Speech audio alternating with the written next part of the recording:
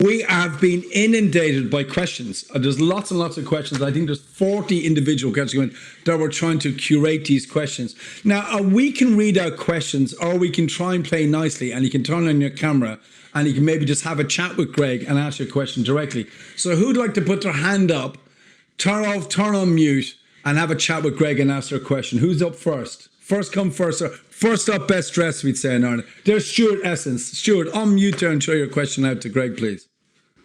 Hi, Greg. Can you hear me? Yeah, I can see you too. Hi, Greg. We've met several times.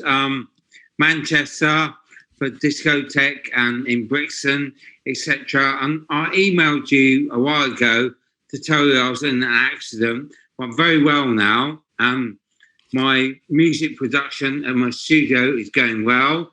I'm on Bandcamp, etc. We can't go out. But what you gave me when listening to you, using a different style of music with your round not turntables, real things, was completely different. And when I started DJing, I used to go to sugar lump parties in London. Ollie and I can't remember his name, the other chap, but they would play techno records at -3, -4 and make them funky, and then they flip them over and play them techno-y later, and they take 20 records and play for 6 hours. And Stuart, your question is, Stuart, sorry, I'm just very conscious, Stuart, I've got to have a revolt. If you've got everyone prepare a short, snappy question, lads. So Stuart, do you have a question for Greg? One question, Greg. Right, go on, then walk away. You've had a lot of airtime here, Stuart. Crack on. Yeah, okay. Greg, I'm really glad that I got invited to this, and I'm heavily influenced by the music scene, and I'm in on this, and thank you for taking me on board. All right. Oh, well, it's a lovely. A round of applause for Stuart there as well. Fair play to you. Right, we've got a time for a few quick questions, but if you keep the questions quick, Greg can answer the questions and we get more questions in. I don't want to just read down through the list of questions. I'd like to give you some time on the camera. Who's up next with a question? Jonathan, who do you want to invite next? I think we had Suki McNair has raised her hand. Over to you. Suki, let's go. Yeah, hi. My question is, if you could meet your one of your all-time heroes, who would it be? Ooh, cheesy, but it's punchy one. I mean, it kind of changes in a sense of like something like this with the Discotheque archives. You know, I mean, I mentioned like Dave Godin, who's no longer with us. I mean, the history with him. What fascinates me with his story, he was the guy who coined the term Tamla Motown and Northern Soul. But he lived in, is it Bexley Hill or Bexley Heath, just outside London? Bexley Heath, just up the road from me. I think him and his family during the war, they kind of moved out there because it was safer.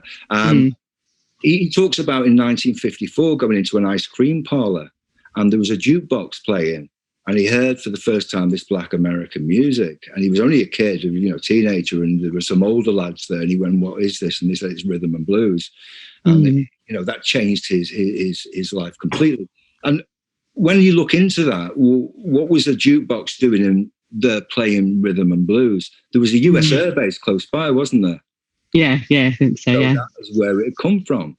The jukebox was put in there to satisfy the GIs and stuff. And they either sold the jukebox onto the ice cream parlor or whatever, that they were listening to. And I read a story about Brian Eno, which was very similar, how he came across Black American music in the 50s, from a jukebox. So this jukebox culture was like massive. And, that kind of was there before DJ culture. That's how people, young people. Yeah, they listened to music, didn't they? Yeah. So because I'm conscious just to move things along for us. So I've got the unenviable job. Yeah, thank you. So Dave Godin, Roger Regal. There you go. But so someone else got a kind of short, sharp question they'd like to have a chat with Greg about. Who's up next?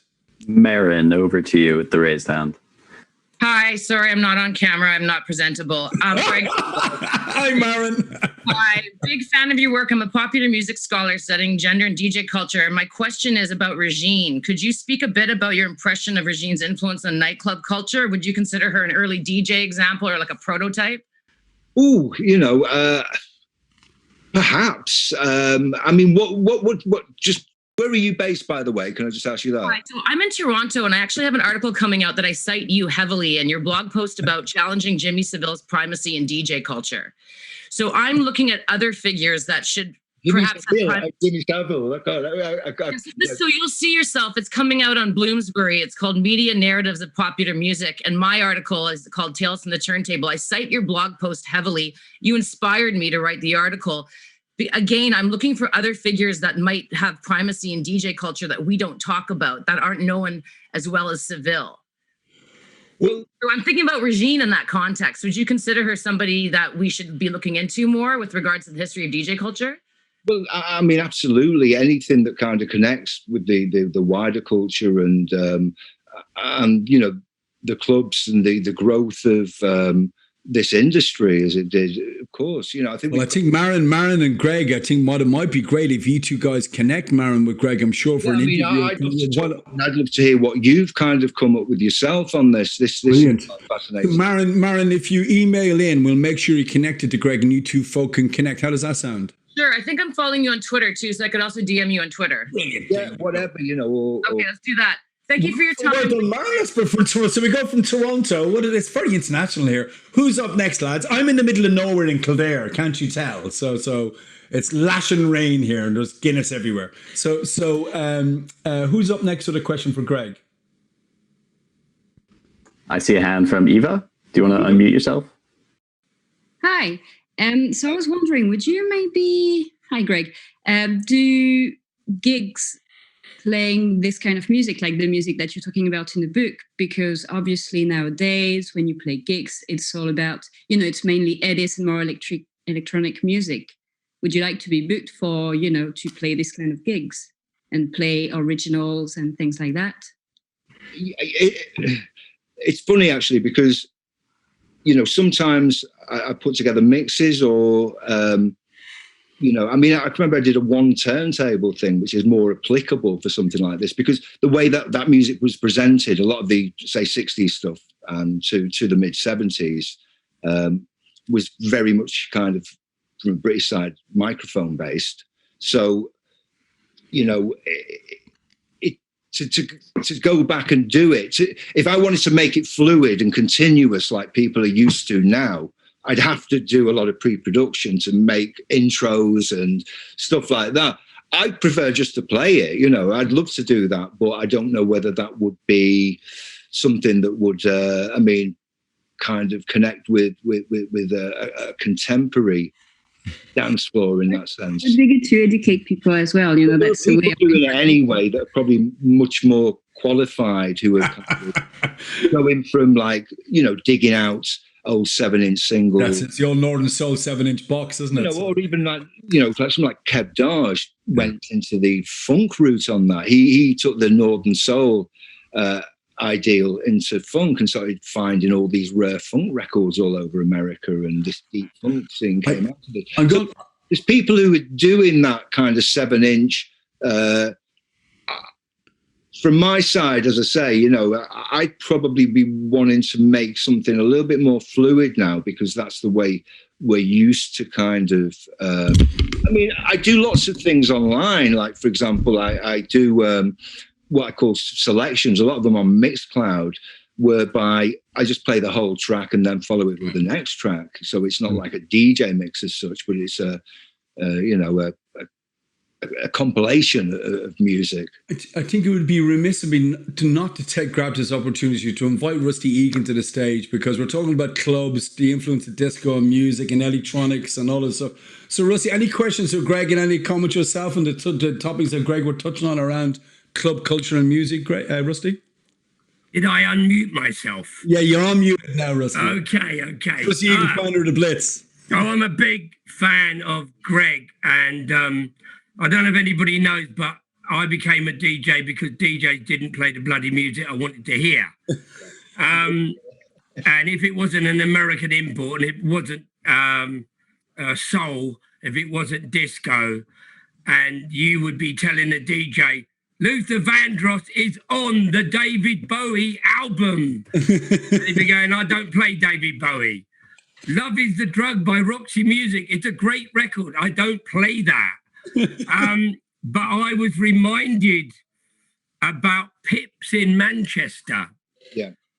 And they had 3, 4, 5 different rooms. Yeah. And there would be a Bowie Roxy room. And in London, there was a Bowie night called Crackers. I was a soul boy. I went to Catch the Weekenders. I went to Bournemouth. I heard all those. I went to Flicks in Dartford. You know, I went to all those soul places. But after an hour, 2 hours, or 3 hours, I'd sort of go up to the DJ and try to get him to play. And it was like, no way, mate. We don't go, Kraftwerk, are you joking? You know what I mean? It was like really difficult. But now as a drummer, I worked out that Kraftwerk records never went out of time. Oh. And I could beat match them. And I wasn't a DJ. And then I could throw in Giorgio Moroder, and change, and I could bring in a little bit of, and I could literally tell you now, there is a T-shirt that says, electronic music has got no soul. Wow. And then Marvin Gaye released Sexual Healing, and that put an end to that. So as a drummer, when I heard Hiroshima Mon Amour by Ultravox, produced by Brian Eno, you know, when I heard Little Drum Machines, and then In the Air Tonight by a drummer, it was like drummers are using drum machines and they're not going to go out of time. So beat matching records, which was supposedly an art, was going to be really easy. So for me, I put the records on. I put on Fag Gadget. I put on The Normal. I put on Depeche Mode. I put on The Human League. Rusty, I know you got your Sky Art show coming out. Rusty, I'll put you on the spot now. Would you come back and do a campfire for us, Rusty? Oh, I'd love to, yeah, but I'm not going to be as interested as Absolutely. We've got time. We've got time. Greg, I don't know if you want to come back to Rusty there on a point, Greg. Can I just point out who Rusty is for the people that, you know, Rusty, like in the late 70s, early 80s, like informed a lot of the culture in London. You know, I mean, a lot of people came out of that club, the Blitz, you know, or Blitz, and Billy's before it, and Club for Heroes, and Camden Palace, where he and you know what he was doing was they were twisting it again. I remember, like, where I worked in my small town, I think it was around 78, somebody started doing a Roxy Bowie night and playing and bringing Kraftwerk into play, and then other bands like early Ultravox, Quiet Man, not the kind of mature version later. You know, it was John Fox and you know, all these things, and that was another sub scene that was emerging that would have massive kind of influence on. Well, the fact that it went back to the Bronx in New York, you know, the type of stuff that you were playing was starting to gain an influence over there. I mean, you know, clubs like later, Danceteria, they took a very kind of alternative start. I mean, there was a lot of it on the back of the Disco Sucks movement. It changed the dynamic with dance music in New York. They started looking for more rock-based stuff. There was, you know, that punk funk explosion, no wave, all this thing was starting to kind of come into play within New York, within this underground dance culture that emerged. And, you know, you played a massive, you know, part in that, you know, and you were making music as well early on. You were involved in Wild Style by Time Zone, which I didn't know about at the time. So I found out it come round in a, you know, I have to get my head into.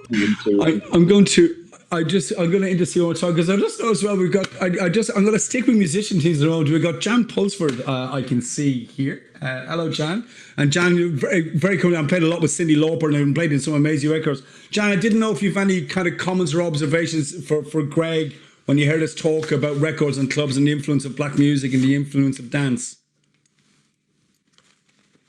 You're on mute, I think.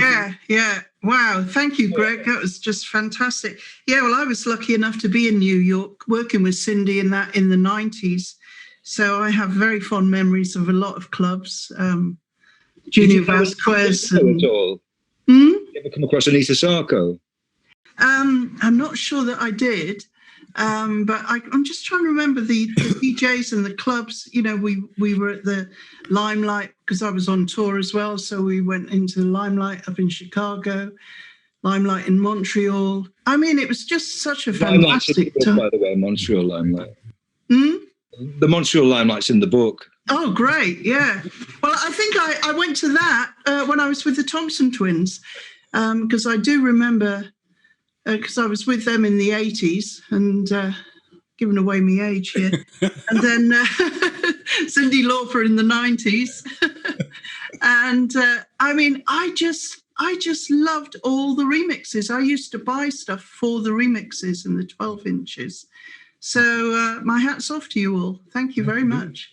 We've got time for a couple of more questions. And Jonathan, if you could moderate. So this will be the penultimate question. Then we'll have one more because I am conscious. Definitely. We could stay here all night. But we've had a number go in. But I think one that's come across a few times is, Greg, everyone is rearing for your book. Where can they get it online? That is something I want to make sure that you cover. Boy, here. Yeah, man, Rusty. Let's ask a bit of patience. You might get it on eBay. That's about your best. But, I'm going to be geared now to getting this extended version done. And that's where it's going to move to from there. So this is a limited edition. I put it out that way in the first instance. So it'd be very disingenuous for me to press up more copies. It's a fabulous read, by the way, folks. It's worth the wait. But so who's got the honor of setting the last question from our wonderful, beautiful, handsome audience to Greg? Who'd like to put their hand up and ask a question?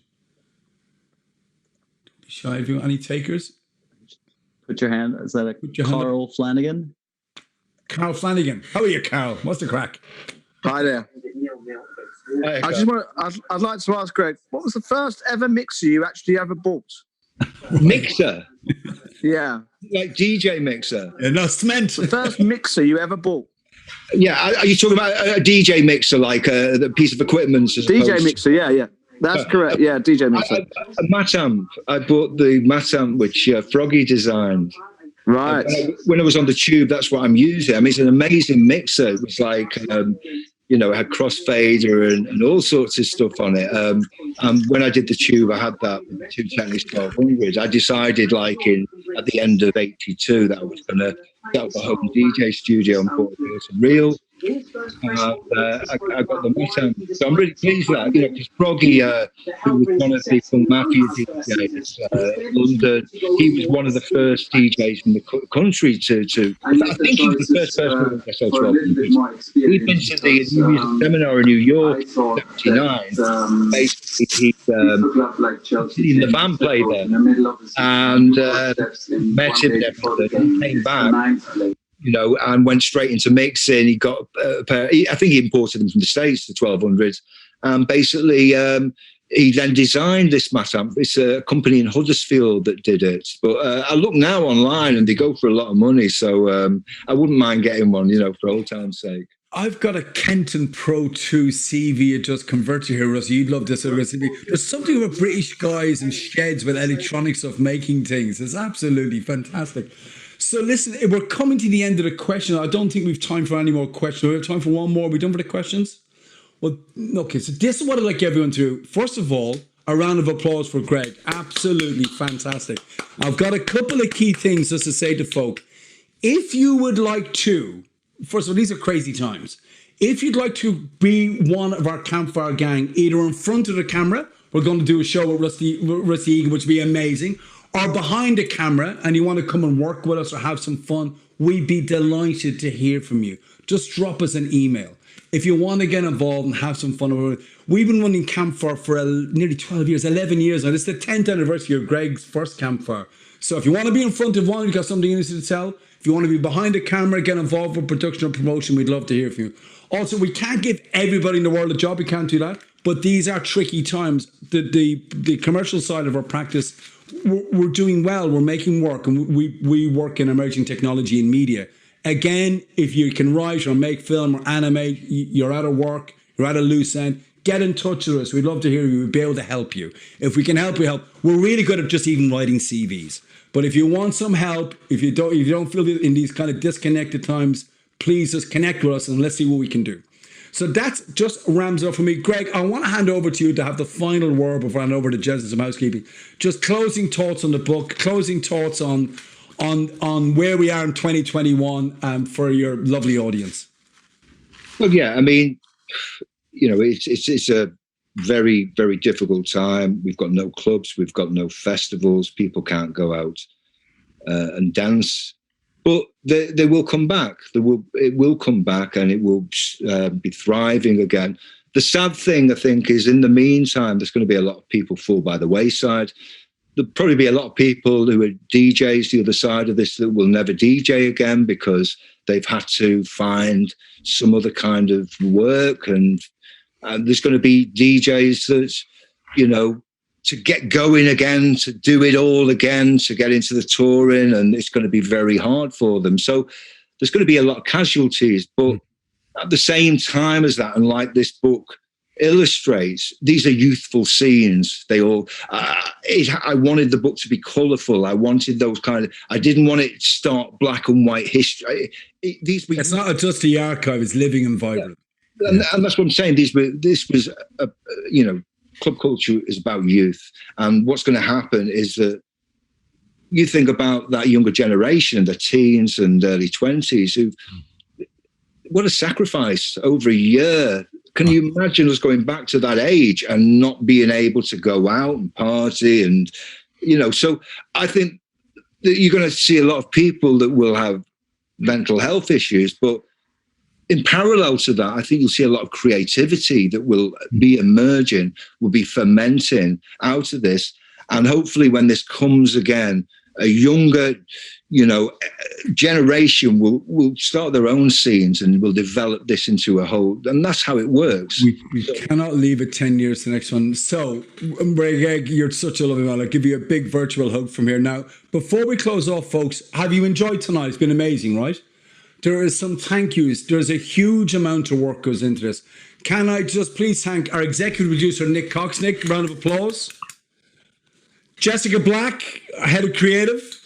Jasmine Glore on the production side of things and all the film and video. The wonderful Oscar Wilson, now like a very handsome dad, I believe he's got, is on the promotion and ticketing. Jonathan Singer, who's helped so much with the production tonight. And our colleagues, Haley and Nick. You've done a great job. Have you enjoyed it, folks? Brilliant. So Rusty Egan, you got to come next month, December. We've got the Dead Can Rap. That's Mike Ladd and Remy Ruff.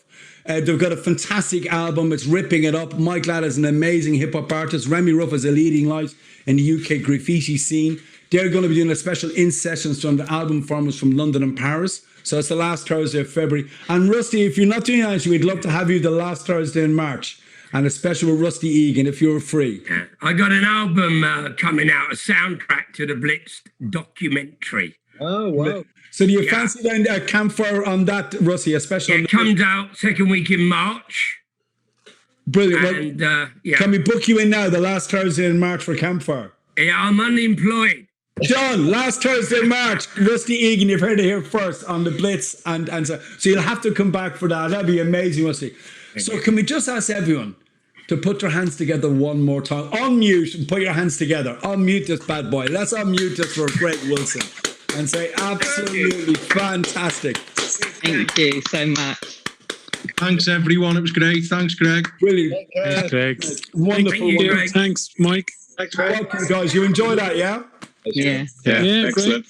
God bless you. Be well. Be safe. Don't forget, if you want to get involved, drop us a line in front of the camera behind. We'd love to hear from you. God bless you all. See you later, guys.